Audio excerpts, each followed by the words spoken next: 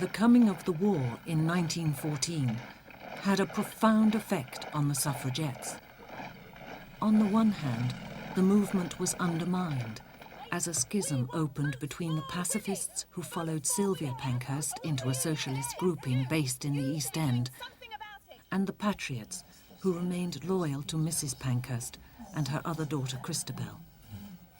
However, the war strengthened the cause by providing women with the opportunity to prove that when it came to serving their country, they were equal to men. In France, they were found not just nursing, but driving field ambulances. At home, they stoked factory furnaces, worked in boatyards, operated steamrollers, and most famously, made munitions to supply the army. In 1916, it was perceived as necessary by the government to make alterations to the law and order that men serving at the front, and therefore away from home, should be able to register their votes. The contribution that women were making to the war effort could not be overlooked. Therefore, a conference on electoral reform was set up to examine all aspects of the franchise.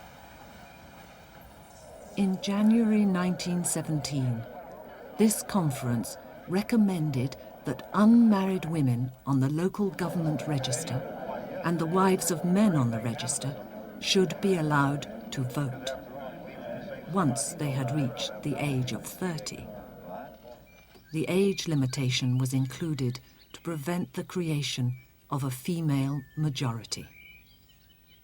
Mr. Asquith stated in the House that some years ago, I ventured to use the expression, let the women work out their own salvation. They have worked it out during the war. How could we have carried on the war without them? Short of actually bearing arms in the field, there is hardly a service which has contributed or is contributing to the maintenance of our cause in which women have not been at least as active and as efficient as men.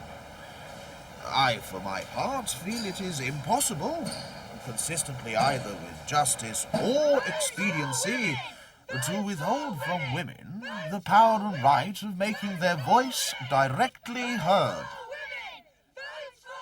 at a stroke, after a 50-year struggle, over 8 million women were enfranchised. The Great War, which had claimed so many lives, was to rage on for another 10 months. But at home, the battle for votes for women was well and truly won.